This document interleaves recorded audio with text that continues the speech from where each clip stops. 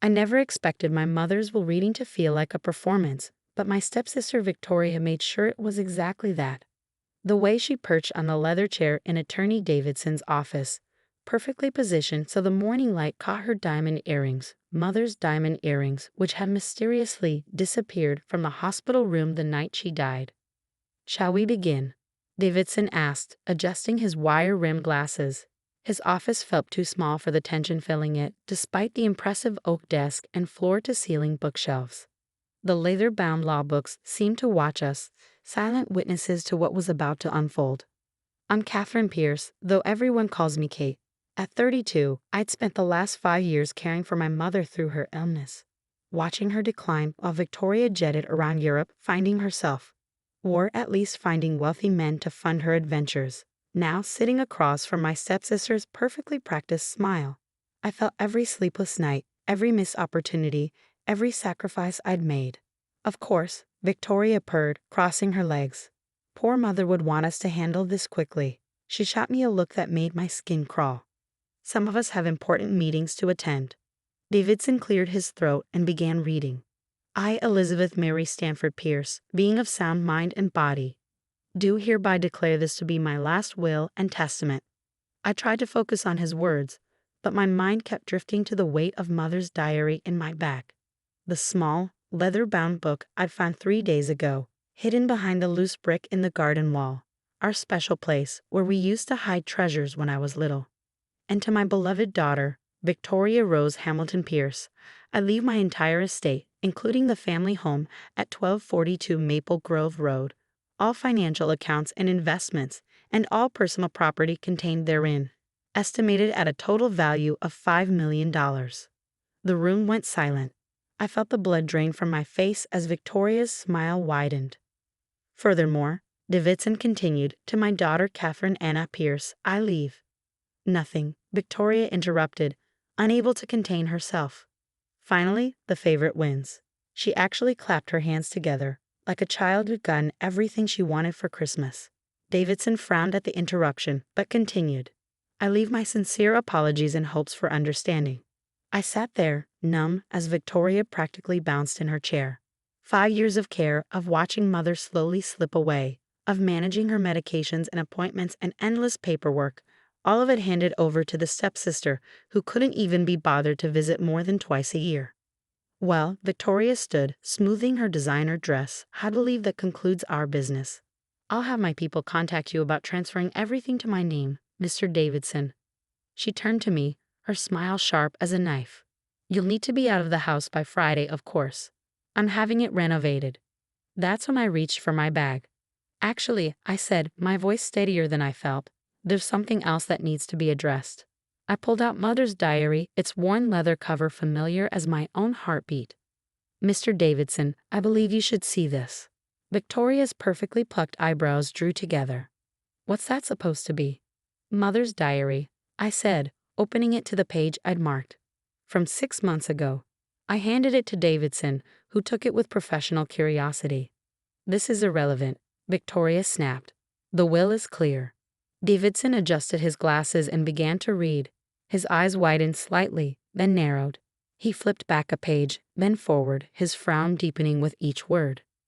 Ms. Pierce, he said finally, looking at Victoria, I believe we may have a serious problem. Victoria's smile faltered for the first time. What do you mean? This diary, Davidson said, contains detailed accounts of what appears to be coercion and undue influence. According to these entries, Mrs. Stanford Pierce was pressured to change her will under threat of. He paused, reading more carefully. Under threat of revealing certain information about her late husband's business dealings to the SEC.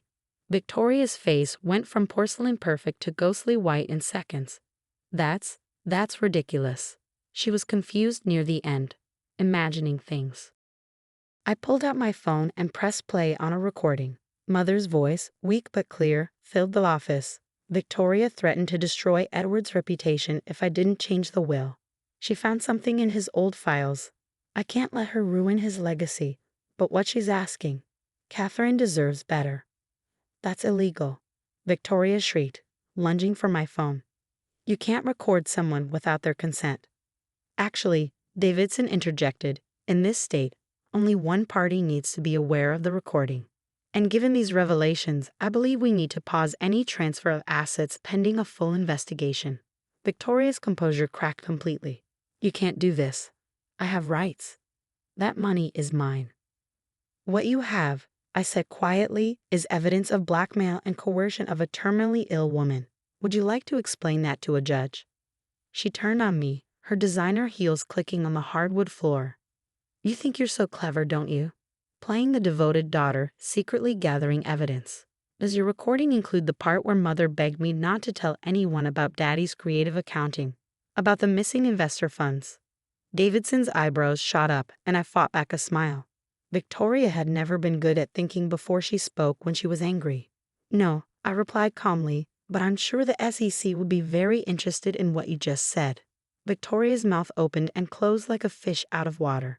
She looked from me to Davidson, then back again, her carefully constructed world crumbling around her designer outfit.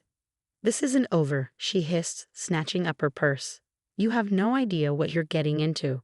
As she stormed out, her heels echoing down the hallway, Davidson turned to me with newfound respect. Miss Pierce, I believe we need to discuss filing some motions to contest this will, and perhaps contacting the authorities. I nodded, feeling the weight of the past 5 years, of all the nights spent watching Victoria manipulate and scheme while I cared for our dying mother.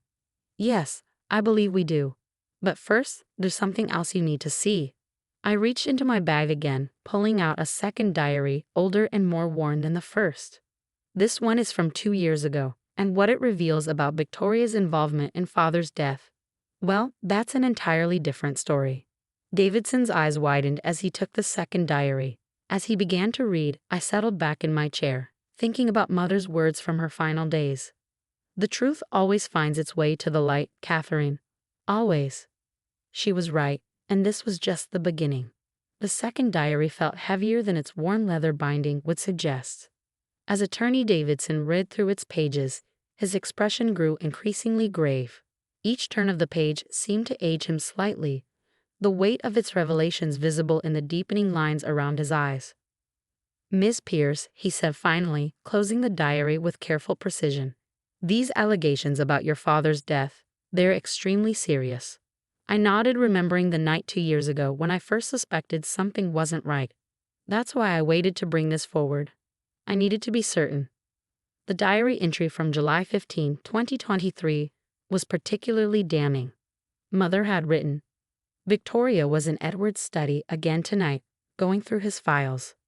When I confronted her, she just smiled and said, You should be more worried about what's in his medicine cabinet than what's in his desk. 2 days later, he was dead. Davidson pulled out a legal pad and began taking notes. Your father's death was ruled natural causes, heart failure. Yes, I said, leaning forward. But Mother noticed something strange about his medications the day he died. She wrote about it here. I flipped to a marked page. His pills had been replaced. The colors were slightly off. Before Davidson could respond, his office door burst open. Victoria stood there, her perfect composure now completely shattered, mascara smeared beneath wild eyes. You little snake, she shrieked, pointing a manicured finger at me. I just got off the phone with Marcus. You've been busy, haven't you? Digging through old records, asking questions about Daddy's investments. I stayed seated, maintaining the calm I knew would infuriate her most. Marcus, your broker friend who helped hide Father's money? How interesting that you're still in touch. Victoria's face contorted. You have no idea what you're dealing with. This isn't just about some inheritance. There are people involved, whoa. Who what, Victoria? I interrupted. Who might not want the SEC investigating those offshore accounts. Or perhaps who wouldn't want questions asked about certain medication changes. She took a step back, her designer heel catching on the doorframe. You're insane. Nobody will believe your conspiracy theories. Actually, Davidson interjected, holding up Mother's diary. These are quite detailed accounts, including dates, names, account numbers.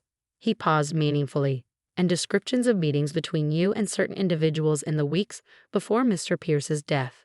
Victoria's composure cracked further. Those are lies. She was sick, confused. Mother was many things near the end, I said quietly, but confused wasn't one of them. She documented everything, Victoria. Every threat you made, every document you forced her to sign, every accidental medication mix-up. You can't prove anything, Victoria hissed, but her voice wavered. Can't I? I pulled out my phone again. Remember Nancy, father's nurse? The one you paid to take a vacation right before he died? She's been very cooperative lately. Victoria's face went from red to white in seconds. You spoke to Nancy. She had quite a story to tell about the night father died, about how you insisted on being the one to give him his medication, about the pills she found in the trash afterward. Davidson was scribbling furiously now, his legal pad filling with notes. Ms. Pierce, Victoria, I strongly suggest you retain legal counsel immediately.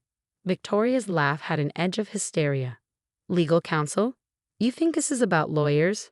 She turned to me, her voice dropping to a dangerous whisper. You have no idea what you're starting.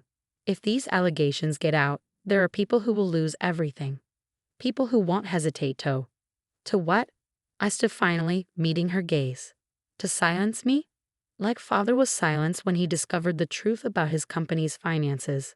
The color drained from Victoria's face. What are you talking about? I turned to Davidson. In the final pages of that diary, Mother writes about a conversation she overheard. Father had discovered irregularities in the company books. Millions missing, funneled through shell corporations. He was planning to go to the authorities. Stop, Victoria whispered. 2 days later, his heart medication was switched. Mother saw you in his study that night, replacing the pills in his organizer. She wrote it all down, Victoria, every detail. Victoria's designer purse slipped from her fingers, hitting the floor with a thud. Lipsticks and smartphones scattered across the hardwood. You don't understand, she said, her voice small now. They made me do it.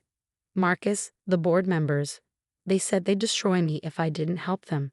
They needed someone close to him, someone who could murder him? I finished quietly. The word hung in the air like smoke, heavy and toxic. Davidson had stopped writing, his pen frozen mid-word. Victoria's face crumpled. It wasn't supposed to be like this. We just needed him to sign some papers, to approve some transfers. The pills were just supposed to make him confused, compliant. But something went wrong. Miss Pierce, Davidson said sharply, I advise you to say nothing further without legal representation. But Victoria wasn't listening. The careful mask she'd worn for years had cracked completely, revealing the frightened woman beneath. They'll kill me if this gets out. Marcus, the others, they'll never let these secrets come to light. I pulled out one final item from my bag, a USB drive. That's why I've made copies of everything. Mother's diaries, father's records, the offshore account details, Nancy's statement.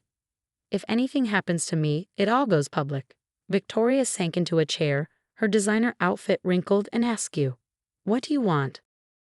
Justice, I said simply. For father. For mother. For everything you've stolen. I can't. She started, then stopped, looking lost. The money's gone. Most of it. Marcus and the others took it. I don't care about the money, I replied. I want the truth. All of it. Every name. Every account. Every detail about father's death. Victoria looked up at me, mascara streaking her cheeks. They'll come after you too, once they know you know. Let them try. I turned to Davidson. I believe we need to contact the authorities, and perhaps set up some witness protection discussions for my sister. Victoria's head snapped up at the word sister, the first time I'd ever acknowledged our relationship that way. For a moment, I saw a flicker of the girl she might have been before greed and fear had twisted her into something else. Why, she whispered. Why would you help me after everything? I thought about Mother's final diary entry, written just days before her death. My greatest regret is not seeing what fear and desperation had done to Victoria. Perhaps if I'd reached out sooner, shown her another way. Because Mother would have wanted me to, I said finally. And because the people who forced you to kill father are the real enemies here. Davidson cleared his throat. I'll make some calls.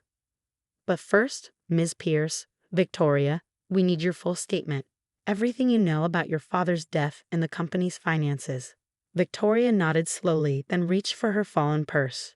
She pulled out a small notebook, its pages stuffed with additional papers. It's all here, she said quietly. Every meeting, every transaction, every name. I've been keeping records too, just in case. As Davidson called his contacts in the DA's office, I watched my stepsister begin to write her statement, her hands shaking but determined. The truth was finally coming to light, but I knew this was just the beginning. Somewhere out there, Marcus and his associates were still enjoying their stolen millions, unaware that their carefully constructed house of cards was about to collapse. Mother's final wish hadn't been about money or property. It had been about justice, about bringing the truth into the light. And now, finally, we were going to make that wish come true. The safe house wasn't much to look at. A modest two-bedroom apartment in a quiet suburb, but it was secure. Victoria sat at the kitchen table, her designer clothes replaced by department store basics, her perfectly styled hair now hidden under a plain brown wig. The transformation was striking. Marcus called again, she said, pushing her untouched coffee away. 3 times last night. He knows something's wrong. Detective Sarah Martinez nodded, making notes on her tablet. We've been working with her for the past week, building the case piece by piece. Let him worry, she said. The more nervous he gets, the more likely he is to make a mistake. I watched my stepsister carefully. Despite everything, there was something almost admirable about how she'd stepped up once she decided to cooperate. Her detailed records of the company's illegal activities had already led to 2 arrests of lower-level executives. There's something else, Victoria said, pulling out her phone. This came this morning. She showed us a text message. Your father knew when to keep quiet. Shame you didn't inherit his wisdom. Still time to fix this. Martinez's expression hardened. A threat and a confession all in one. They're getting sloppy. My phone buzzed. A message from Davidson. SEC team wants to meet. They found something big in the offshore accounts. Before I could respond, Victoria's phone rang. Marcus's name flashed on the screen. Answer it, Martinez said, activating recording equipment. Keep him talking. Victoria's hands shook as she hit the speaker button. Hello. Where the hell have you been? Marcus's voice filled the room, sharp with anger and fear. I've been trying to reach you for days. I'm sorry I've been dealing with family matters. Victoria's voice was surprisingly steady. Family matters. Marcus laughed, but there was no humor in it. Like your sister suddenly asking questions about Edward's old accounts. Like Nancy the nurse suddenly hiring a lawyer. I felt a chill. They found Nancy. I don't know what you're talking about, Victoria said, but Marcus cut her off. Don't play stupid. It doesn't suit you. His voice dropped lower, menacing. Remember who you really are, Victoria. Remember what you did to get where you are. Do you think Catherine would still want to help you if she knew everything? Victoria's eyes met mine across the table. What do you mean? Tell her about Paris, Marcus said. Tell her why you really went there 3 years ago. Tell her about the meeting with Edward's old partner. I saw Victoria's face go pale. There was something she hadn't told us. That's enough, Marcus, she said firmly. I'm done playing your games. Games? He laughed again. Oh, sweetheart, this is no game. Check your email. I just sent you something interesting. Security footage from a certain hotel in Paris. I wonder what the police would make of that. Victoria's hand was shaking so badly she nearly dropped her phone. You wouldn't dare. Try me. You have 24 hours to get your sister to back off, or everything comes out. And I mean everything. The line went dead. Martinez was already moving. We need to get that email traced and find out what happened in Paris. Victoria sat very still, staring at her coffee. I can't tell you about Paris. Please don't ask me to. I leaned forward. Victoria, whatever it is. No, she cut me off. You don't understand what happened in Paris. It's worse than what we did to father. If it gets out. A tear rolled down her cheek. Sometimes there are secrets that should stay buried. Martinez's phone buzzed. Her expression turned grim as she read the message. They found Nancy. She's in the hospital. Apparent suicide attempt, but the responding officer thinks it was staged. The room went silent. Finally, Victoria spoke, her voice barely a whisper. It's happening again. Just like with Parker. Who's Parker? I asked. Edward's old accountant, Martinez said, checking her files. Found dead in his garage 6 years ago. Carbon monoxide poisoning. It wasn't suicide, Victoria said. Parker found the first discrepancies in the books. He was going to, but then, she shuddered. Marcus took care of it. I felt sick. How deep did this go? There's only one way to end this, I said finally. We need to go public. All of it, everything we have. No more secrets they can use against us. You don't understand, Victoria pleaded. Paris. I don't care about Paris. I cut her off. Whatever it is, we'll deal with it. But we can't let them keep hurting people. Martinez nodded.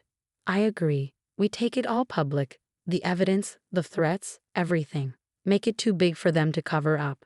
Victoria stared at her hands for a long moment.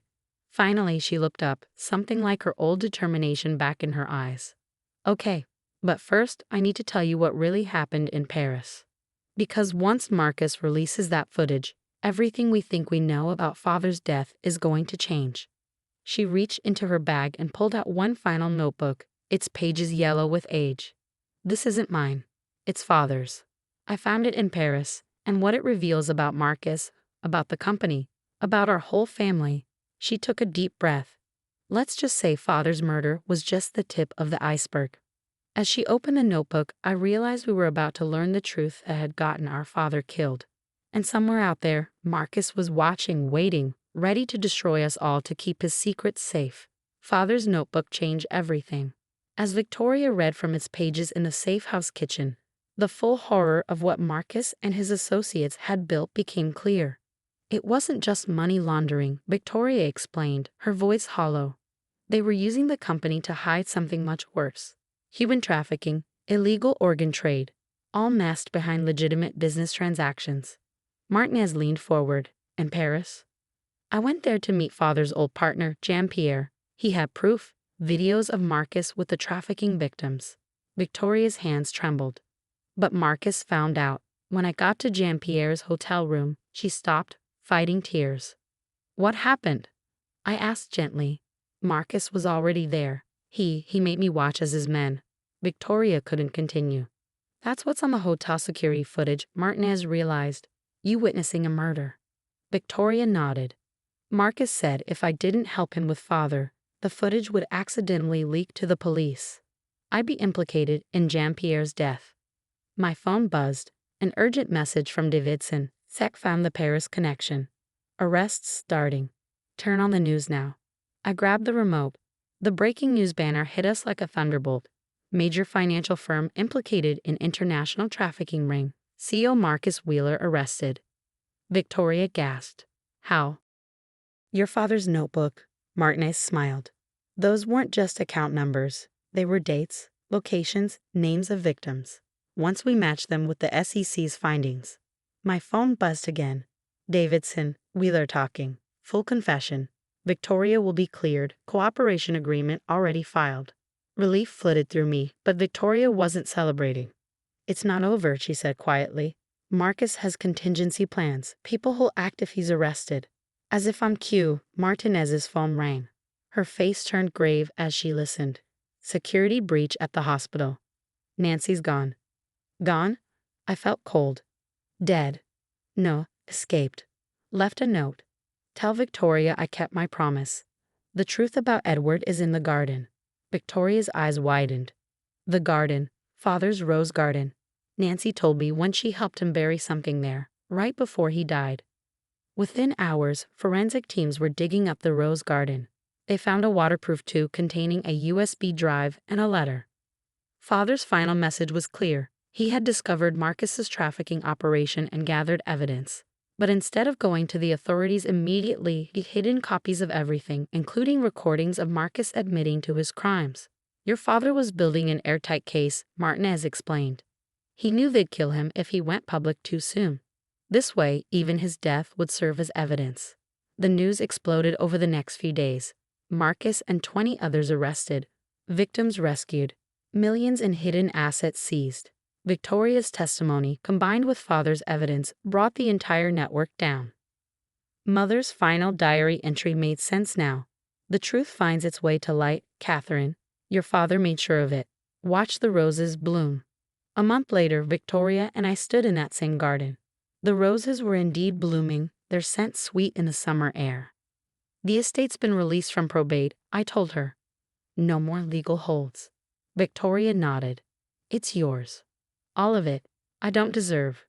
Stop, I interrupted.